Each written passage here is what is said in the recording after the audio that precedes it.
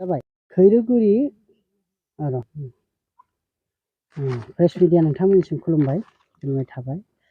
दिनै UBPF United बड' पिपल फेडारेसननि जानानै भाइस प्रेसिडेन्ट जानानै आं बेखौल' बुंगोन, जोंनि दिनै आनसलिक दाफुंनांगौनि बिबान थानाय हिसाबै जोङो आनसलिकखौ दाफुंनाय जाबाय। खैरोगुरि जोंनि नैबे गामियाव जों बहुद गामिनिफ्राय सापर्ट मोनदों आरो जों सापर्ट मोननानै जों बे आनसलिकखौ दिनै जों दाफुंनाय अलरेडि जोङो दिनै जाबाय आरो।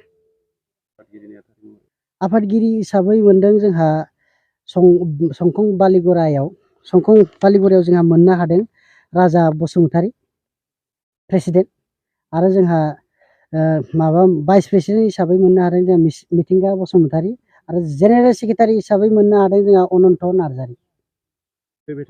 फैबाय थानाय समाव जोंहा मावनांगौआथ' गोबां दं। जोंहा दिनै फरायनाय दिगखौ नायोब्ला जोंहा दिनै गामि गामि हारियाव जोंहा ओरैबायदि दङ, उन्दै उन्दै गथ'फ्रा दिनै 7, 8 सिमल' फरायनानै हस्टेलाव थाहैदों। बेफोरनि जोंहा गामि हारियाव नायनांगौ थाबाय। आरो जोंहा गोबां थाबाय, जोंनि बर' हारिया माबायदि डेभेलपमेन्ट जानांगौमोन, दासिमबो बेफोरबायदि डेभेलपमेन्ट जायाखै। जों बेफोरखौ नायबिजिरनांगौनि खामानि जोंहा बहुद थाबाय। बिनि सायावथ' मा बुंनो, बिसोरखौ जोङो बुंनांगोन दा जोङो बिथांमोना जुदि दायित्थ' थानानै जुदि खामानिखौ मावाब्ला बेखौ रायजो संसारा नुगासिनो दं। जोंहा बुंनांगौ जेबो खोथा गैया। जोंहा बेखौ आखाइ थुना बुङो, रायजो संसारा अलरेडि नुगासिनो दङ। जोंहा गोख्रोङै जोंनि दिनै आनसलिक दाबाय, जोंहा आरो मोननै आनसलिक दाबाय, मैया धेमाजि टेकजुरियाव दाबाय, जोंहा दिनै सिमेन्ट सापरि आनसलिक दानो हाबाय, आरो जोंहा मोनब्रै आनसलिक दङ। बेखौ दाफुंजोबनानै जोंनि मावनांगौ थांखिखौ मावगोन। आरो बिथांमोननि खामानि मावदों मावाखै माने रायजो संसारा नुगासिनो दं, आरो रायजो संसारा बेखौ कमेन्ट होगोन मोजाङै सानसे।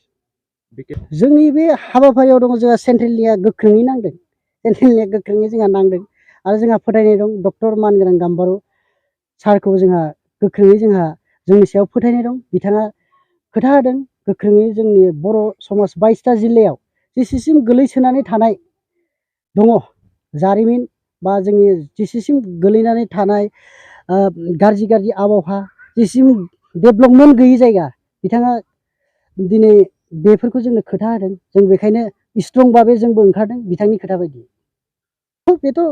बेथ' बे आफाद दानायाथ' जोंथ' मोनसे माबा संगठन हाग्रायाव नांग्रा आफाद नङा। जोंथ' गणतन्त्रआव जोंहा बर' समाजाव आफाद दानायनि राइट दङ। जों रायजोखौ सिबिनायनि जोंहा राइट दङ। बे आफादखौ जोंहा दाखानांगौ राइट दं। जों बर'खौ बयबो सिबिनो, बयबो फोथांनो हायो, बेथ' राइट दं। बेखौ सोरबा आफाद दायो बेखौथ' बिसोरो बुंनांगौनि जेबो मोन्थाय गैया।